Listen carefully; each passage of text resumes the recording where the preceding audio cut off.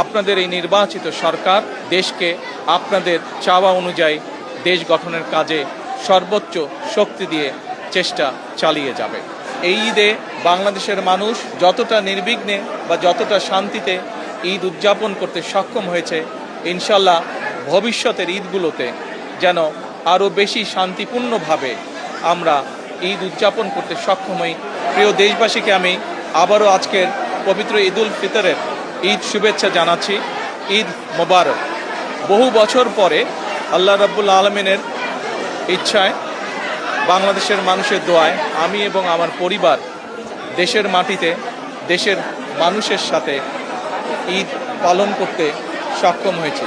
তার জন্য আমি প্রথমেই আল্লাহ রাব্বুল আলামিনের দরবারে শুকরিয়া আদায় করছি।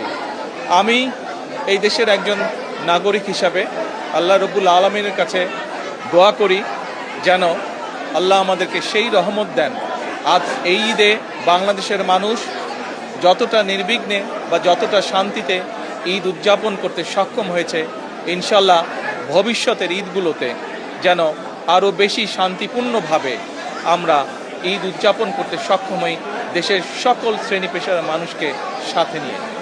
একই সাথে আসুন এই ঈদে আল্লাহ রাব্বুল আলামিনের কাছে আমরা রহমত চাই, যেন আল্লাহ আমাদেরকে সেই রহমত দেন যাতে করে আমরা বাংলাদেশের মানুষের সেই প্রত্যাশিত সেই বাংলাদেশকে ধীরে ধীরে গড়ে তুলতে পারি।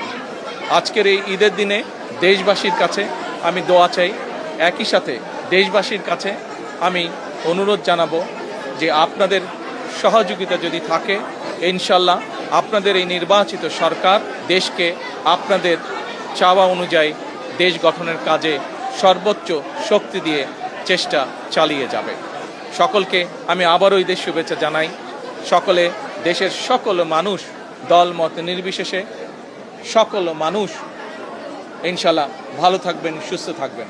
আজকের এই দিনে আমরা আবারও গভীর শ্রদ্ধার সঙ্গে স্মরণ করছি 1971 সালে যারা জীবন বাজি রেখে এই দেশকে স্বাধীন করেছিলেন, সেই শহীদ, সেই হতাহত মুক্তিযোদ্ধাদেরকে আমি একই সাথে স্মরণ করতে চাই 2024 সালের ছাত্র জনতার গণ আন্দোলনের মাধ্যমে এই দেশকে স্বৈরাচার মুক্ত করতে গিয়ে যারা শহীদ হয়েছেন, যারা হতাহত হয়েছেন, সেই সকল গণতন্ত্রের যোদ্ধাদেরকে, সেই সকল গণতন্ত্রে শহীদ হওয়া মানুষগুলোকে, তাদের সকলের আত্মার মাগফিরাত কামনা করছি।